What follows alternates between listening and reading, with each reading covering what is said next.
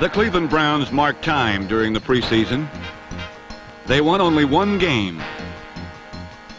But the experienced Browns know that the preseason is just for one thing, to get ready. And Cleveland and new head coach Nick Skorich were ready for Houston on opening day.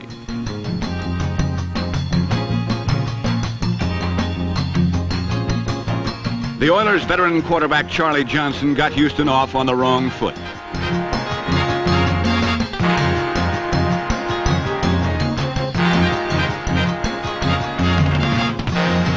And the Browns and number 71, Walter Johnson, never let Charlie Johnson and the Oilers regain their poise.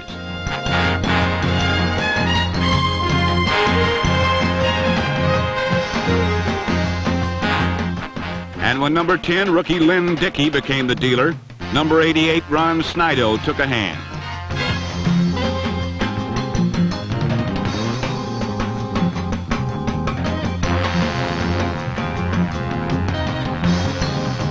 The Browns' pressing defense forced 5 interceptions, 2 by safety Walt Sumner, and this one by number 22, rookie Clarence Scott.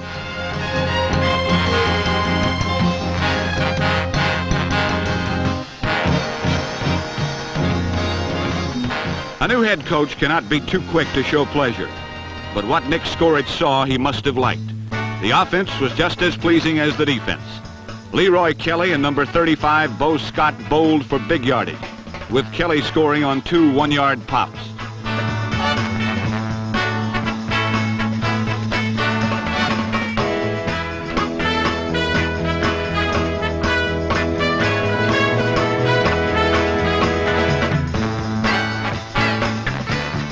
Number 16, tough and game-wise quarterback Bill Nelson was on target in every direction.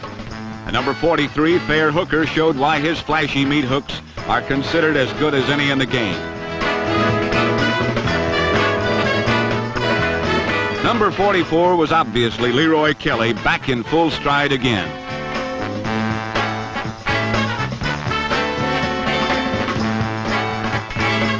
And what Nick Skorich saw, he had to like. Many felt the Browns were fading as a power. Perhaps even Houston's rookie head coach Ed Hughes felt the Browns were fading.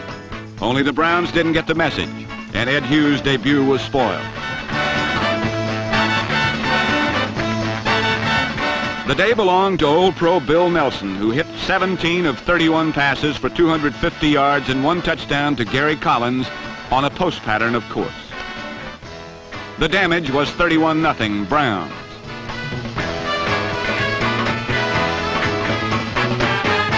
In the opener, Bill Nelson's pinpoint passing piled up 31 points against the Houston Oilers.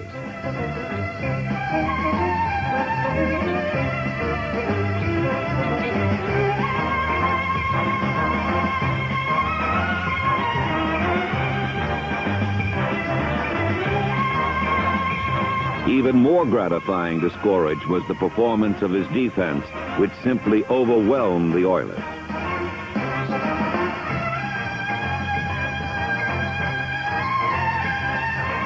The defense intercepted 5 passes, 2 by number 1 draft choice Clarence Scott, number 22, playing in his first professional game, and 2 by strong safety Walt Sumner, number 29.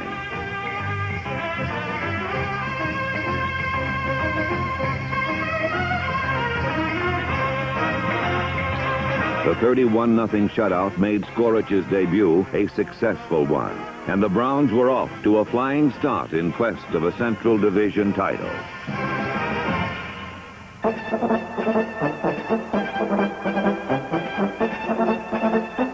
On the season's second Sunday, a dark, rainy day in Baltimore, the team faced the vaunted Colt defense, and the yards came hard. Yet the great mudder, Leroy Kelly, ran well, and the Browns dominated the game.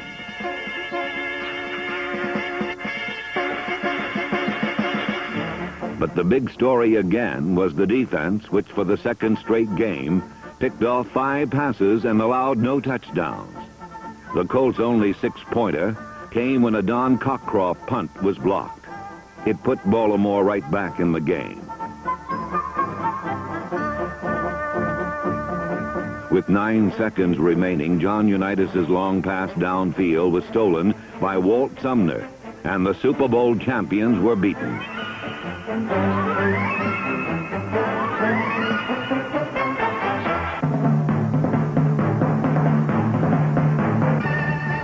In the rain and mud of Memorial Stadium, the Browns had given Nick Skorich his second straight victory and gained new stature in the NFL.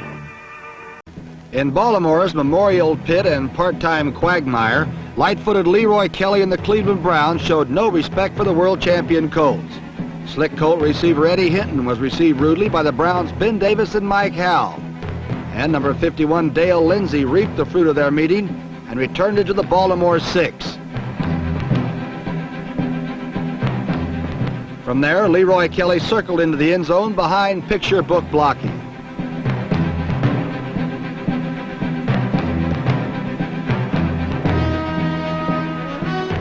Last week against the Jets, Norm Bulai set a Colt rushing record, gaining 198 yards. But against the Browns and number 80 Turkey Jones, it was a different story. Number 35, Bo Scott and Leroy Kelly did not run wild, but they did what had to be done.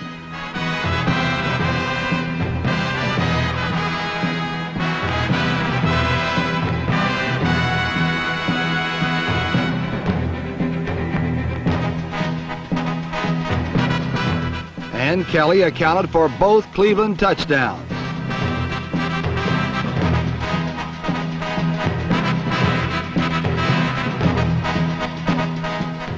In the end, two mistakes almost cost Cleveland the game. Number 83, Ted Hendricks, blocked a Don Cockcroft punt, and the human bowling ball, number 48, Don Nottingham, turned it into a 6-point play.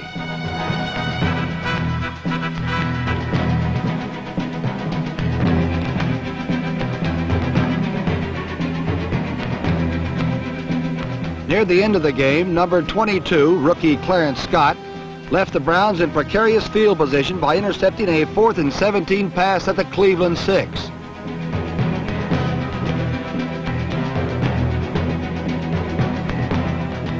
But the Browns hung doggedly tough through the grim afternoon and won a 14-13 upset victory over the world champion Baltimore Colts, handing Nick Skorich his second success in 2 tries as the new head coach in Cleveland.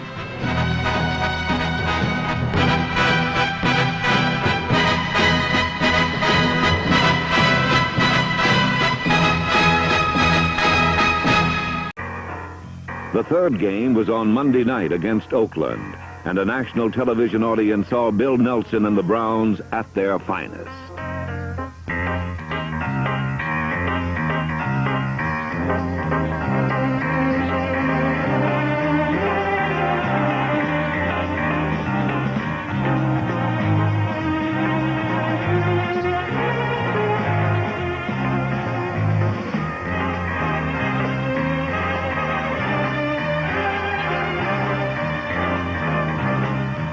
Cleveland built an early lead, but in the fourth quarter, Nick Skorich watched helplessly as it completely disappeared.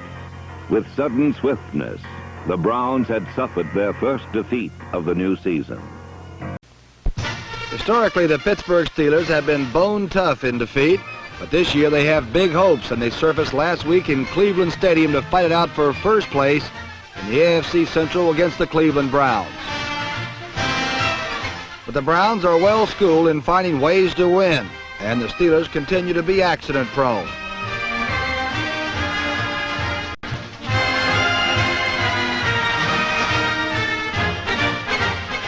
Bill Nelson nailed down 12 of 17 passes in the first half for 179 yards.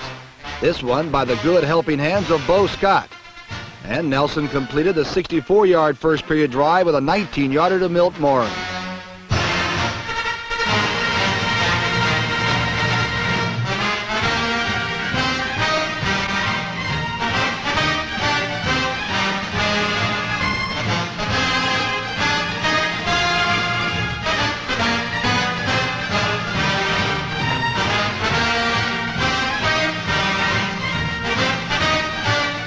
Cleveland amassed 350 yards rushing for the day, and 18 of them came in the second period when Scott stepped out in front again for another score and a comfortable 17-0 lead.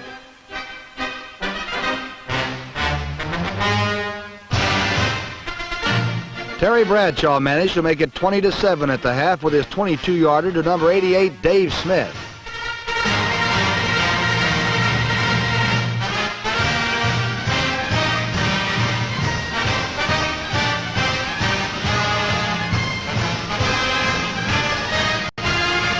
Apparently beaten, the Steelers' strong arm brought Pittsburgh back with a fury in the second half.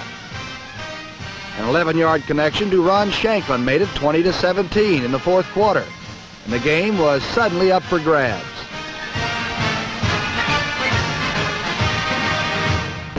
Bradshaw kept firing, but he went after number 22, rookie Clarence Scott, once too often. And Scott delighted 83,391 of the Cleveland faithful, who know that tradition is more than a word because it wins games.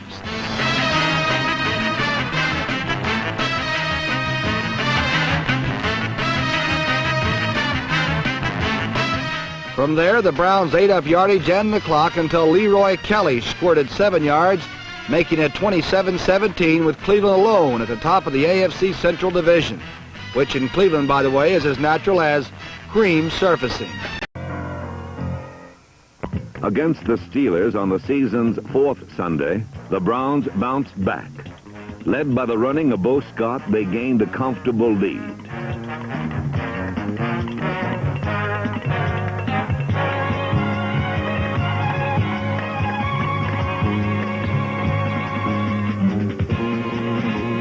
Then, as in the Raider game the week before, the lead dwindled.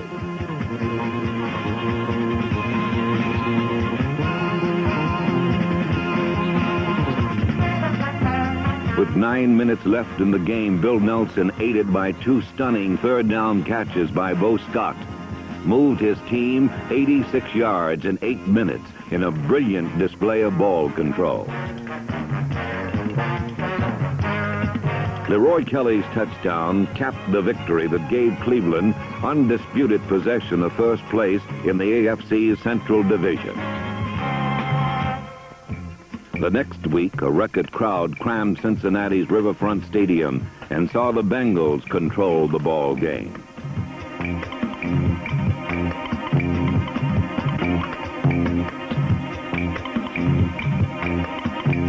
As late as 10 minutes into the fourth quarter, Cincinnati led by 11 points.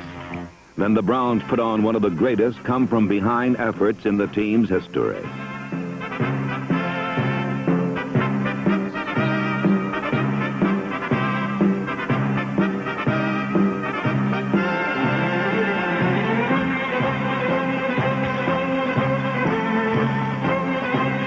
Bo Scott's score reduced the margin to 4 points, and with just over a minute remaining, the Browns regained the ball and again marched steadily downfield against the stunned Bengal defense. With 44 seconds left, the call again went to Bo Scott, who powered past 6 tacklers for his third touchdown of the day.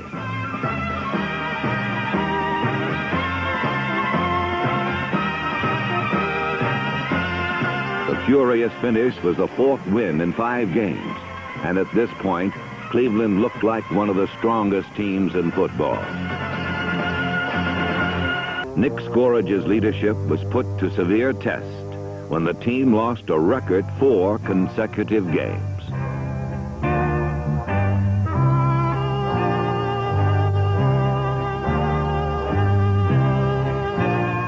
The offense completely disappeared.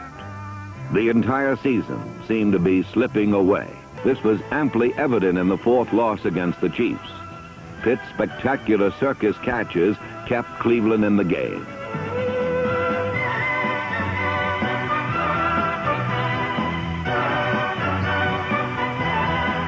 It was in this narrow loss to Kansas City that the Browns' non-existent offense appeared to finally regain some life.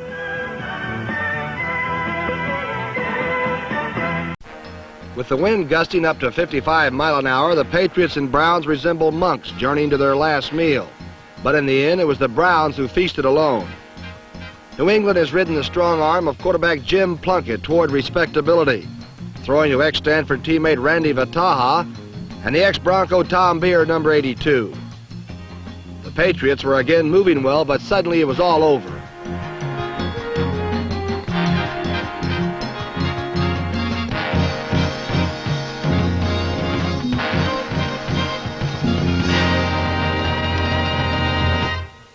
The Browns' defense, battered and riddled in recent weeks, finally drew a line, and the Patriots were unable to cross it.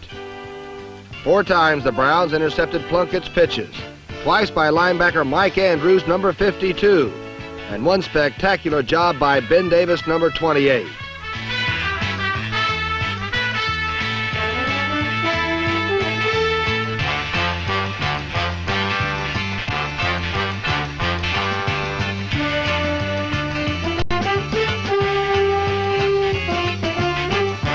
With this kind of confidence, the Browns' offense, which has been in hibernation recently, woke up and the Browns again looked like the Cleveland Browns. Leroy Kelly was running sweeps as only he can. He gained 113 yards rushing and caught one of 2 Bill Nelson touchdown passes.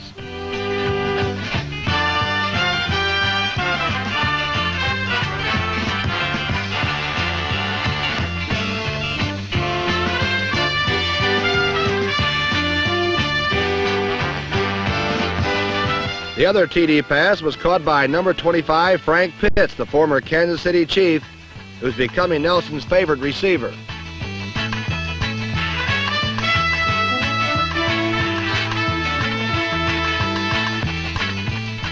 Nelson set up the 3rd Cleveland touchdown with a pass to Fairhooker, number 43, as the Browns sailed to a windswept 27-7 win over New England.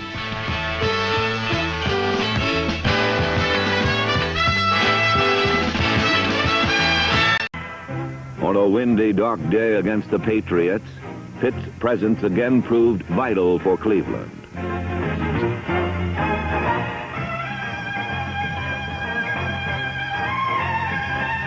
The revamped offensive line allowed Leroy Kelly to flash his all open field skill as he gained well over 100 yards. But more importantly, the Browns won and ended the long losing streak 27-7. Neither the Oilers nor the Browns have given their fans much to be thankful for. Still, with 5 victories, Cleveland, a co-leader in the AFC Central Division, had hopes for 6 victories and dreams of conquest. And Oilers versus Browns turned out to be a sharp physical test.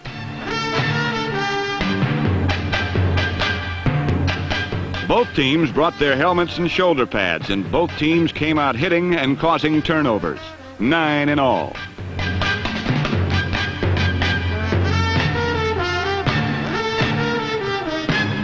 Number 29, Ken Houston, intercepted 2 balls. This one setting up a Houston touchdown.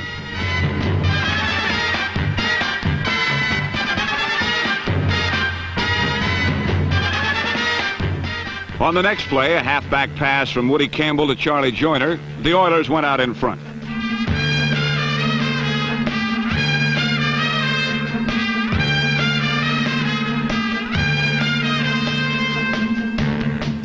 Later, Joyner took another pass, a 55-yard bomb, and what Houston fans hope will become a classic pro combo, Pastorini to Joyner. But last Sunday, it was not enough.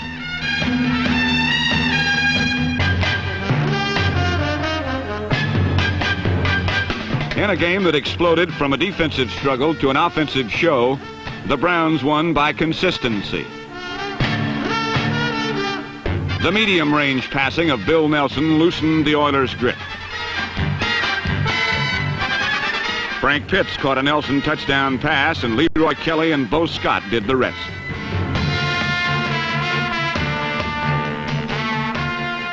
Leroy Kelly gained more than 100 yards for the 25th time in his career, becoming the NFL's 6th leading ground gainer, surpassing Rick Caceres and Steve Van Buren. And Cleveland outscored Houston 37-24. The next week in the Astrodome, the Browns broke loose for their biggest scoring spree of the season. In beating Houston, Cleveland regained first place in the AFC Central Division.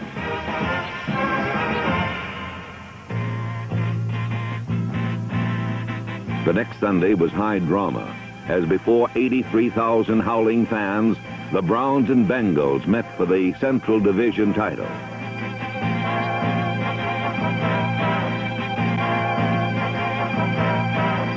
From opening kickoff to final gun, it was a classic Browns-Bengals battle.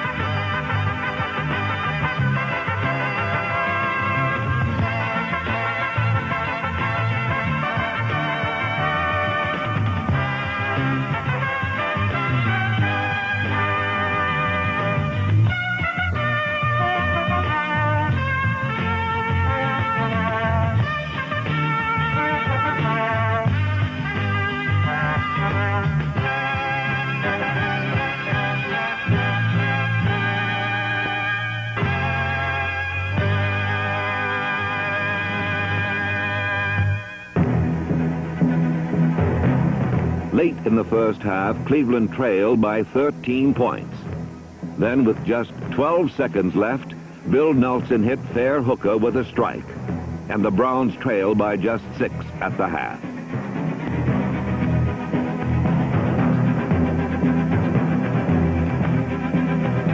When the second half began, Nelson came out firing.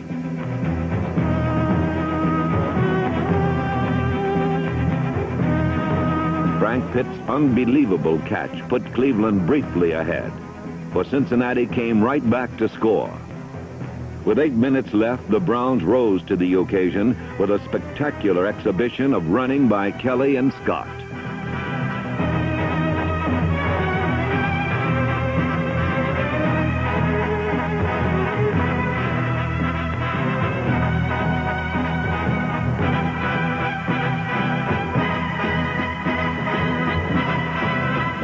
With over a minute left, Leroy Kelly dove for the touchdown that gave Cleveland one of the most exciting victories in their 22-year history.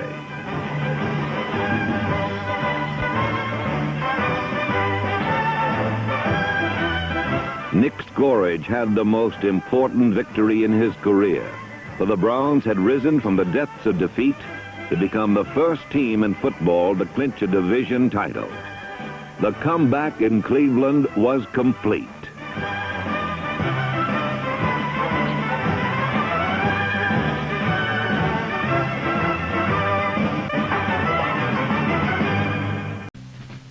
In New Orleans, it was a very good year for the Grapes of Wrath. Gumbo fans were all too tired of the bitter wine of ignominy. And when Cleveland came to town, having already clinched a division title, there were hopes for another upset, but things went askew. Good defense forced good field position, and Bo Scott plugged in the game's first score for the Cleveland Browns.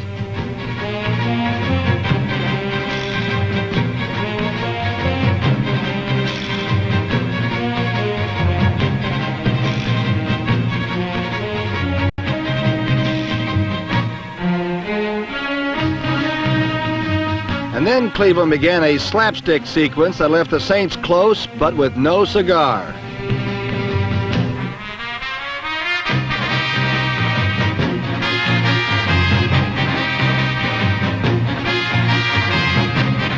Number 47, Virgil Robinson, controlled the free-floating football and swept into the end zone for the Saints' first touchdown.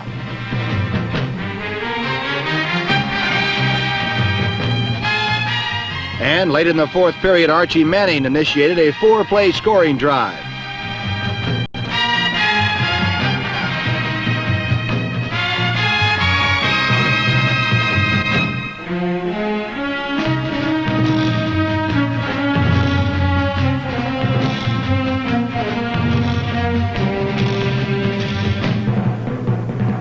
Jim Strong punched past some good blocks and scored the Saints' second touchdown. But it was not enough, as an interference call on Hugo Hollis set up this 1-yard score by Leroy Kelly for the Browns' second score.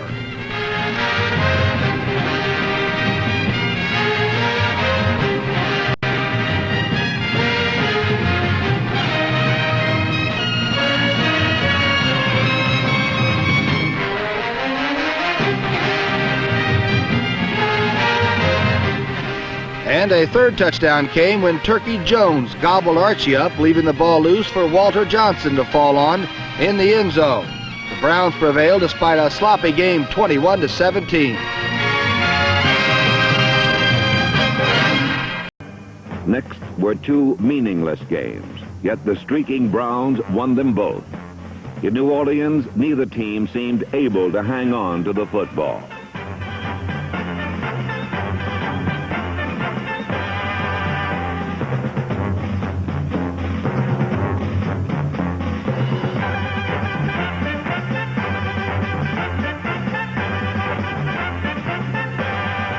Then the Browns defense took control.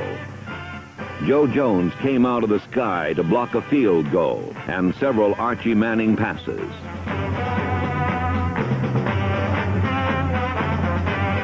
Turkey's one-man invasion ended when he caused Manning to fumble in the end zone. Walter Johnson's recovery was the score that beat the Saints, 21-17. What Santa Claus had pulling his sleigh last Sunday in Washington sure beat 8 tiny reindeer. But it didn't help the playoff-bound Redskins beat the playoff-bound Browns. Washington's shaky start came from an inability to move the ball on the ground.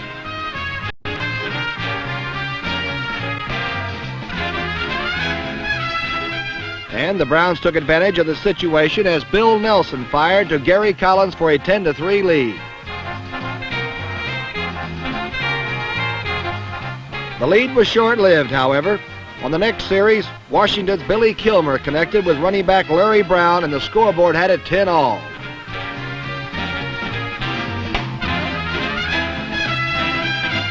Coach George Allen found Larry Brown's score finger-licking good. And it was his hope that the Skins would whip the Browns for the first time in the last 12 attempts.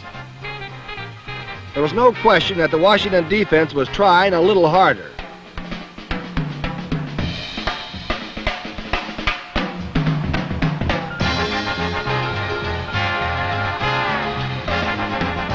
And there was no question that the Washington offense was trying a little harder too. This catch and run by Roy Jefferson set up a Kurt Knight field goal and a 13-10 Redskin lead.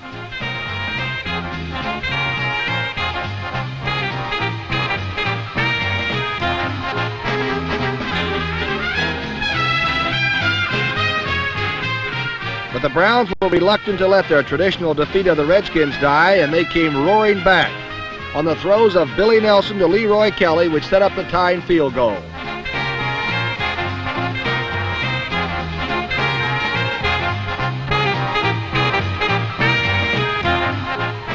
Finally, the seesaw tipped for the last time as Billy Kilmer's pass was intercepted by number 34.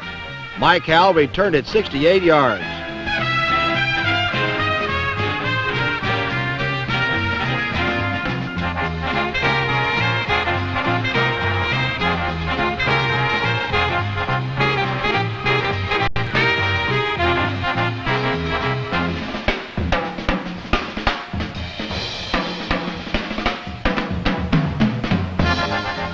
From there, it was a short chip shot from Nelson to Chip Glass. And once again, the Browns have proved mightier than the Redskins by a score 20-13.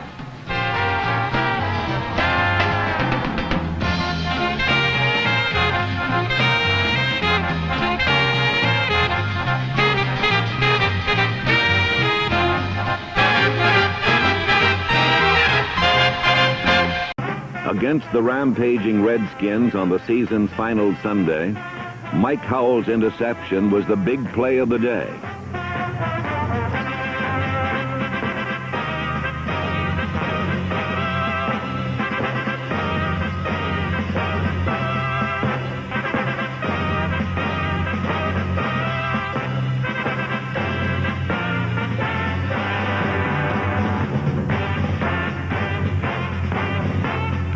old time's sake, Gary Collins scored on his patented post pattern as the Browns won their 5th straight, finished with a 9-5 record, and appeared to have momentum for the playoffs. The curtain was drawn at Cleveland Municipal Stadium, setting for an AFC playoff drama starring the East Division Baltimore Colts and the Central Division Cleveland Browns.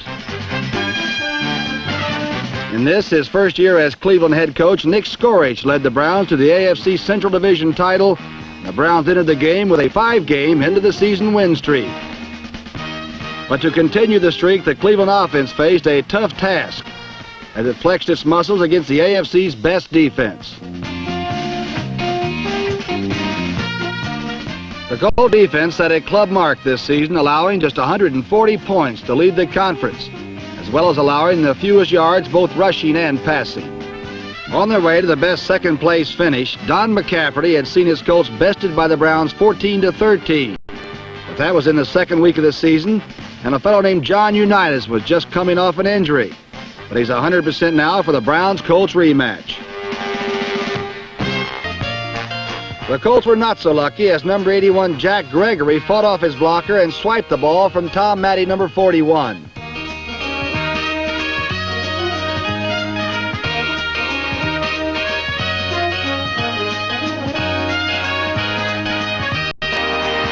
Hands. Snidow lateral to Clarence Scott, number 22, and Scott ran to the Baltimore 30.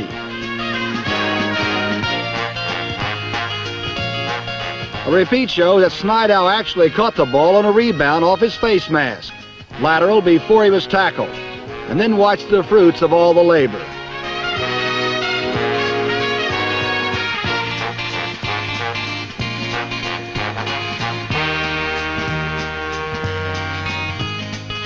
The first play after the turnover, a good run by Scott, got Cleveland 17 yards closer.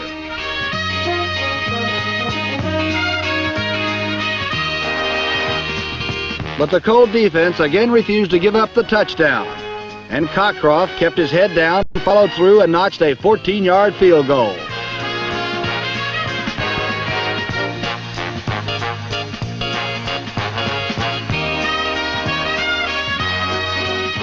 Cleveland was on the board for the first time. Fumble popped out, and Walt Sumner, number 29, recovered.